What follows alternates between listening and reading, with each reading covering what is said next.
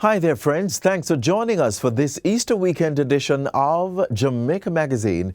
I'm your host, Adrian Atkinson. As we celebrate the holy season in this half-hour package, there is information to help you bring healthier meals to the table.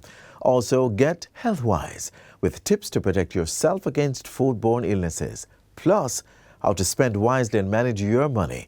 Sit back and relax with us for these and more exciting features packaged for your viewing pleasure.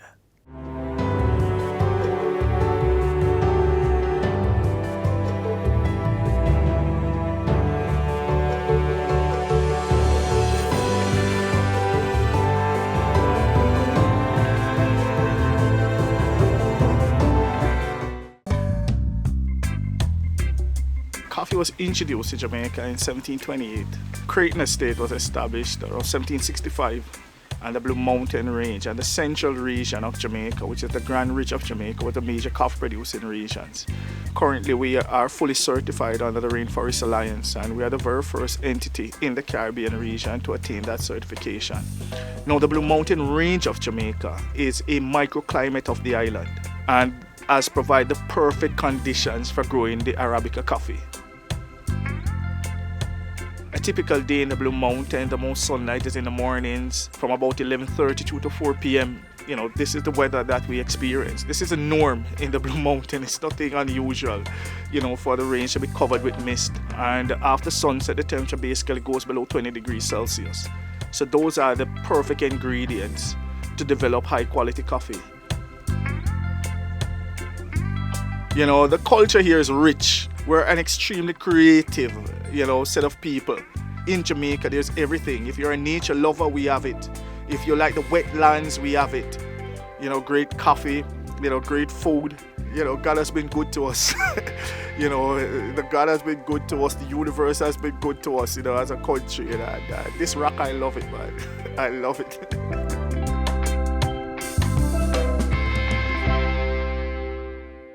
Foods and the nutrients they provide are important for our bodies to function properly and to keep us healthy. But do you know that consuming too much or too little can make you sick? We begin our search for more knowledge with a look at the benefits of fat in our diet, as well as the dangers of overconsumption and eating bad fats. Take a look.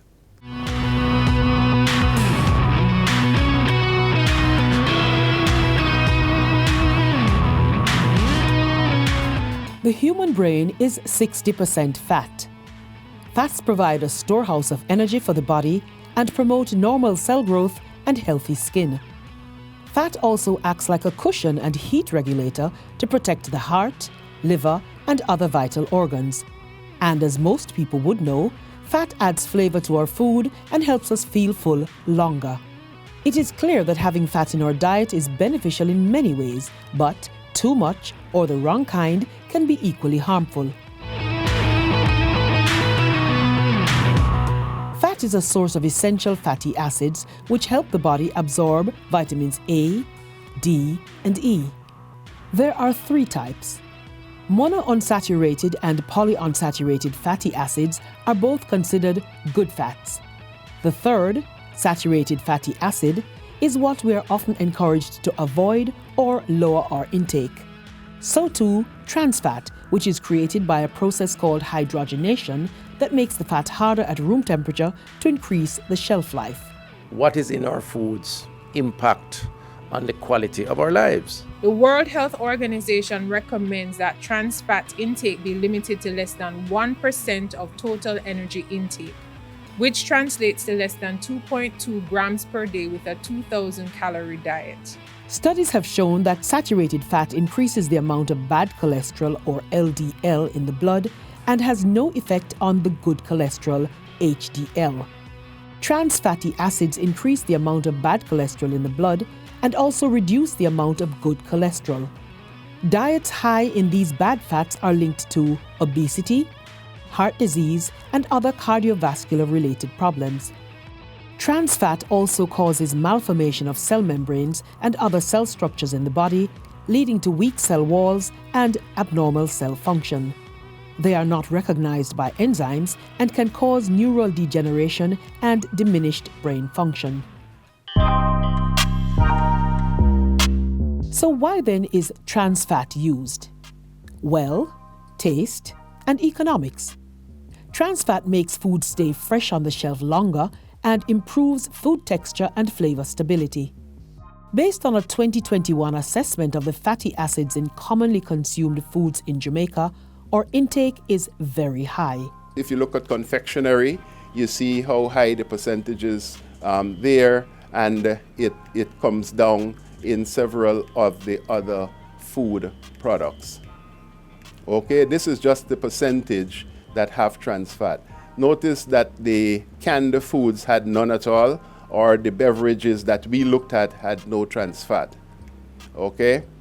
But this is just saying whether there was trans fat in the product. What we are even more interested in is which products had high levels of trans fat. In terms of the highest concentrations, more than 2% of fat as trans fat, we see the dairy products, and it goes down like that. And then when we now look at those that had the same products that had high saturated fat along with the trans fat, we see the figures here. The Ministry of Health and Wellness is looking to change this and encourage better food production and consumption practices. Healthier alternatives can be used that do not affect the taste or the cost of food. Knowing what is in our food is part of the way forward. It is a lifestyle change to come through education, product reformulation, regulation, food labeling, and monitoring.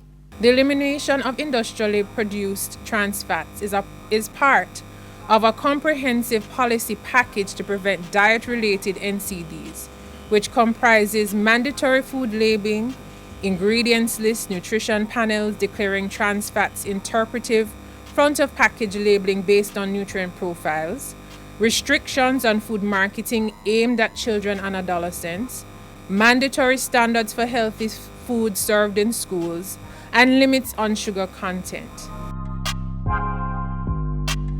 It's not just about our resolve to do the right thing to consume what is in our best interest. That in and of itself is a challenge, because we have to now nudge, encourage, motivate, and in some instances legislate, I believe, certain types of actions to encourage better quality of life from a nutrition consumption standpoint.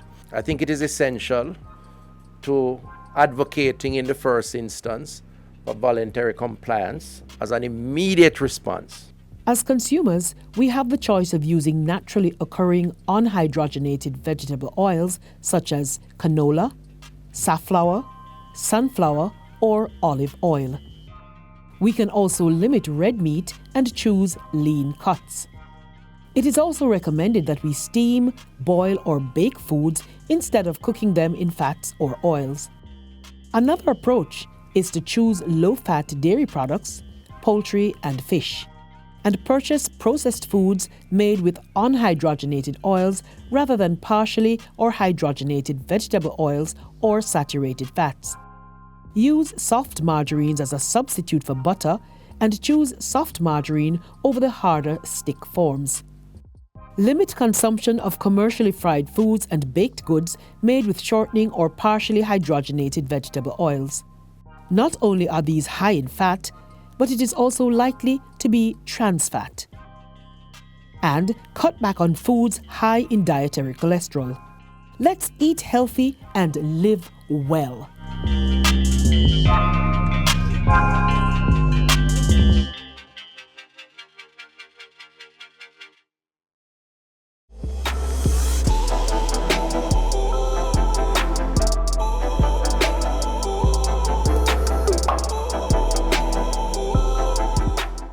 Eating fish during the period of Easter has become a tradition, but whether it's Easter or all year long, incorporating fish as a source of protein in our diet can be rewarding to our health. Up next, we are exploring the health benefits of this delicacy.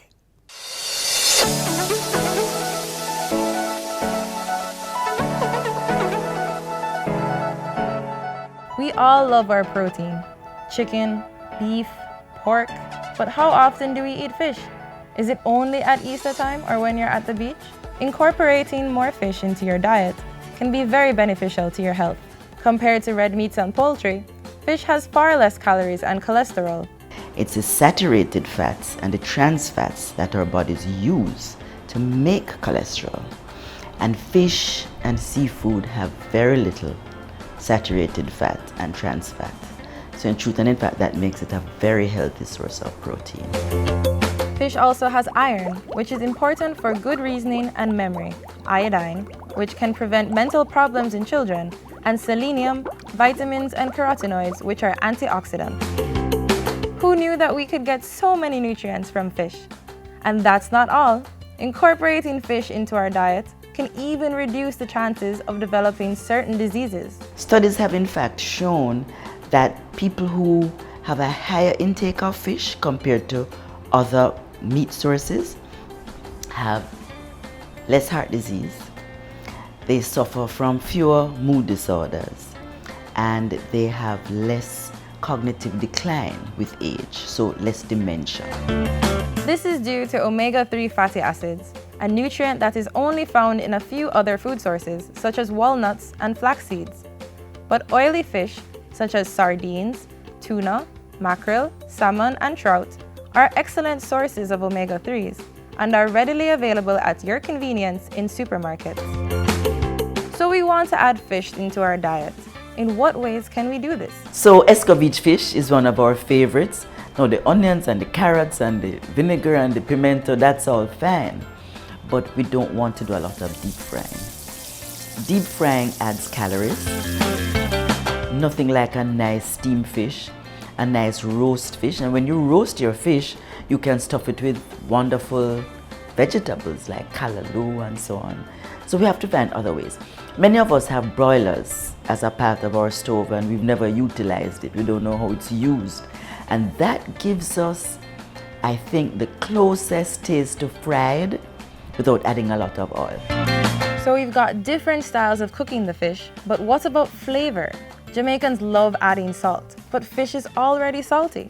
Wouldn't that be too much sodium? If we utilize other things like lime and lemon juice and or fresh seasonings or scotch bonnet pepper or onions or scallion, we can make our fish flavorful without adding a lot of extra sodium. That sounds really tasty, but watch out for bones. Make sure to debone fish before giving your children. Even if the fish is bought deboned, check for fine bones with your fingers. If you're not careful, you could end up with a medical emergency. The recommended serving size per week is only 8 to 9 ounces of fish, or 2 to 3 servings per week. With an array of health benefits and a variety of ways to cook it, don't miss out on this lifestyle choice. Make a positive impact on your health by adding more fish to your diet.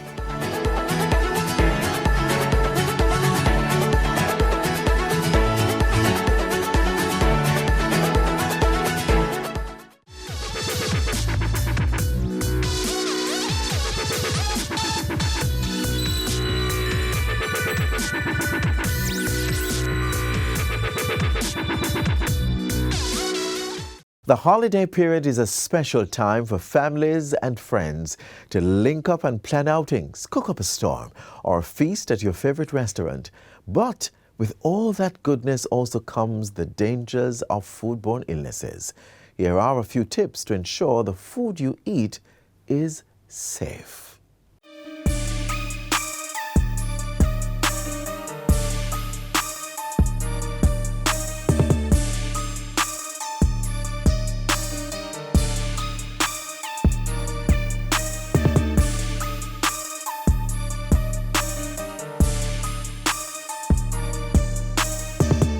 Dangerous strains of bacteria such as E. coli and Salmonella can cause serious health problems when the food we eat become contaminated through improper handling and not being properly cooked. In light of the dangers, there are some important precautionary measures we must observe to protect our health. We have to make sure we know where we're purchasing our food. If it's straight from the farms, if it's from the market, it's from the supermarket, it's from the meat shop. Ensure that it is clean. When you are preparing the food, ensure that you have a separate cutting board for meats, separate cutting board for vegetables, and you're constantly washing your hands. If you're going to eat out, ensure that the environment in which you're going to take your family is one where you can trust that the food is being prepared in a clean environment. We love our street food, and we encourage, as Consumer Protection Agency, we encourage that economic activity. But we're saying you're to take precautions as well. Ensure that your street food are from reputable person that you know you can trust. Check the expiry date on food products before purchasing and check them again before cooking. In food preparation as well, the education is to ensure that you separate the raw from the cooked. You know, the raw and the cooked is a totally different environment. So when you mix the two, that's when you have contamination. That's when you have food poisoning. That's when you have a member of the family who might end up in the hospital because they're either very young or they're elderly or their immune system has been compromised.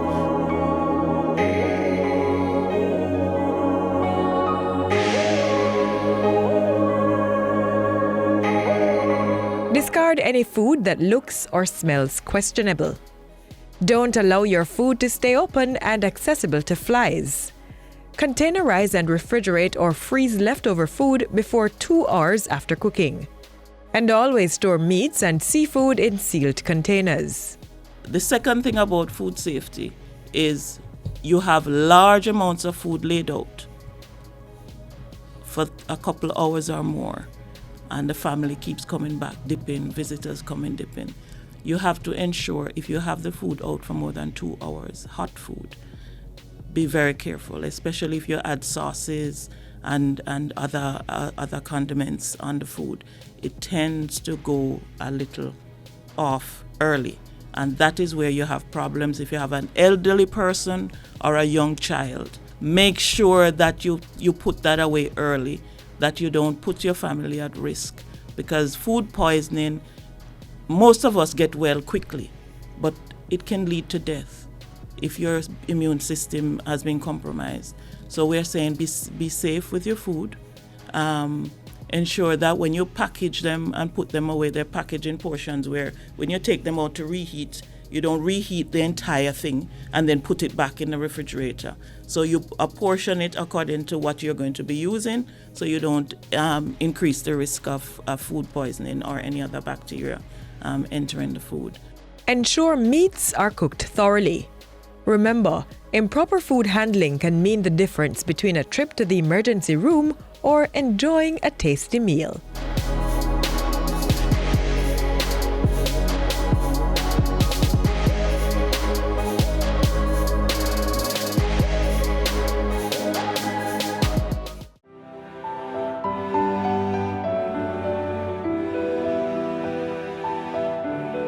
Excess salt in your diet increases blood pressure and contributes to kidney damage, gastric cancer, obesity, osteoporosis, and the worsening of asthma. Aim to have no more than 3 to 6 grams of salt, or half of 1 teaspoon per day. And children under 11 years of age should consume less than this. Get healthy. Reduce the salt. Before we close out today's magazine, we want to remind you that as much as you should protect your health, so you should also pay attention to your wealth. So we have some advice to help protect your savings and be financially smart. Let's check those out.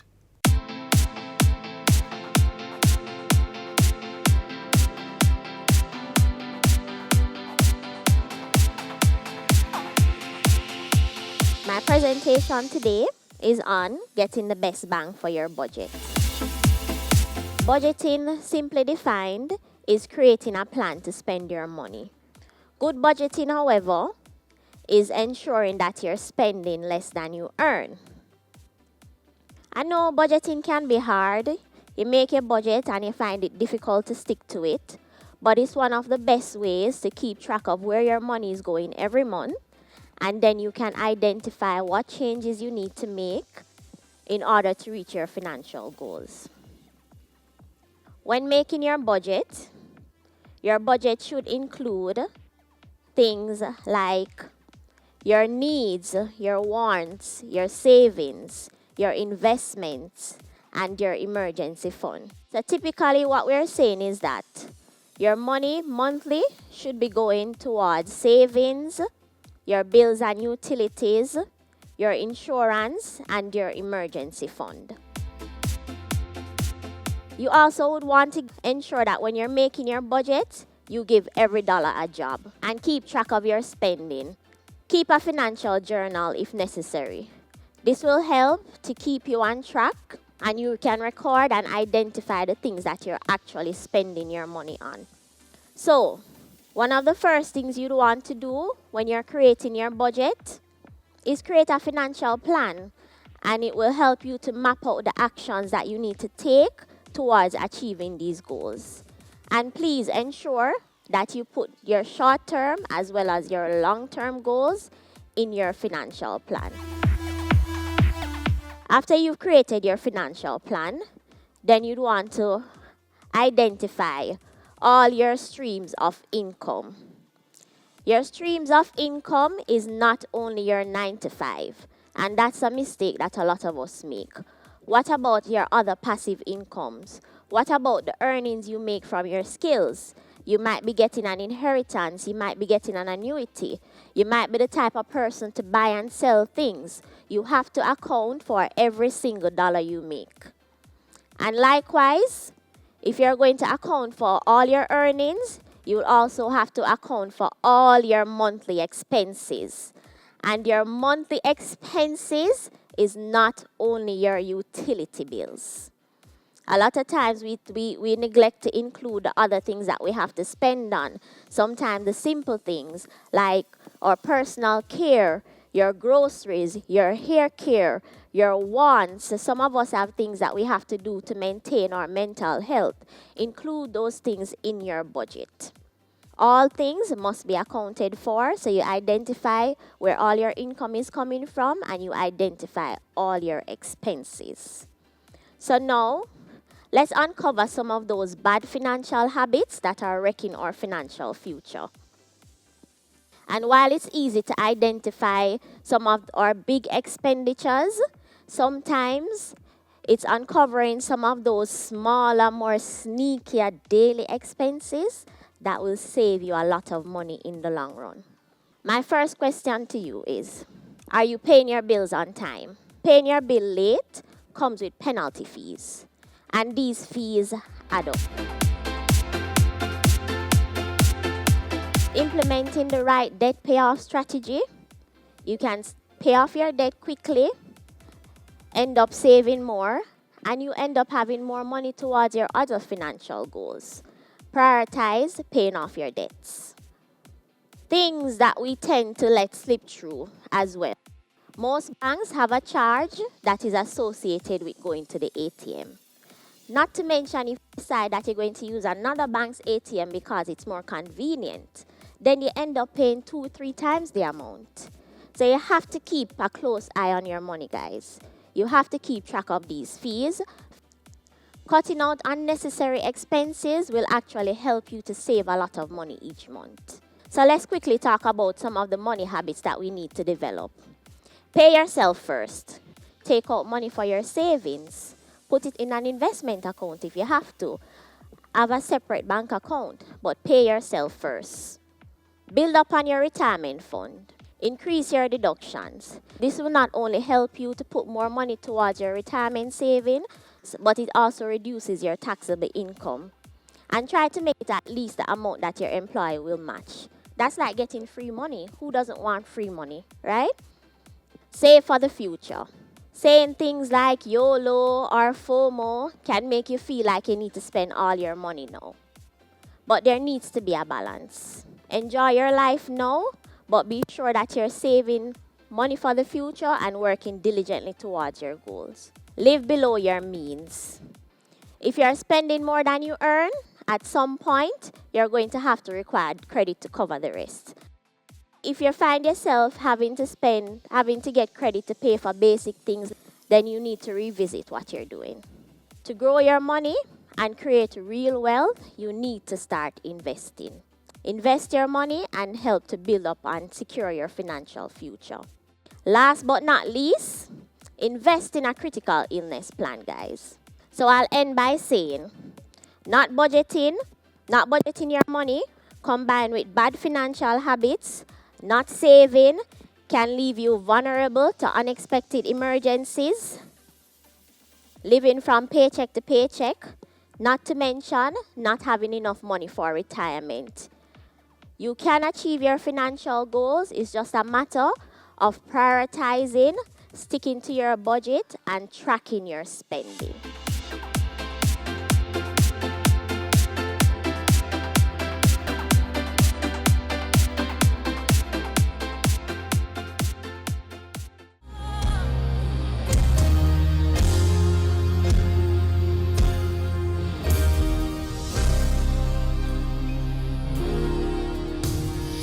Bigger than the universe. You're bigger than the sun and the stars. You're bigger than the things, oh, that could tear me apart. You're bigger than the universe.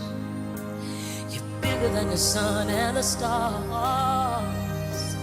You're bigger than the things, oh my, that could tear me apart. For I know you're great in all the earth. For I know you're great in all the earth. You're bigger.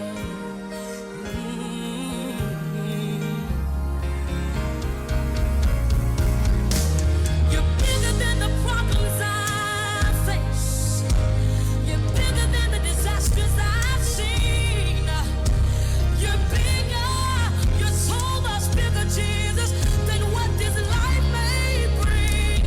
Oh, Lord, you're bigger than the universe. Yes, you are. You're bigger than the sun and the stars. You're bigger than the things. Bigger than the things that could tear me apart. Oh, for I know you're great, great in all the earth. Sing, for I know you're so great, you're so great. For I know you're great, great in all the earth. You're bigger, bigger. And this is where we end our journey inside Jamaica Magazine for today. Do join us again tomorrow for another show. Until then, there's more to watch on our YouTube channel and website, jis.gov.jm. Also, check out all the major social media platforms and our mobile app that's Android and iOS compatible. On behalf of the entire production team, I'm Adrian Atkinson. Till next time, do take care and keep safe.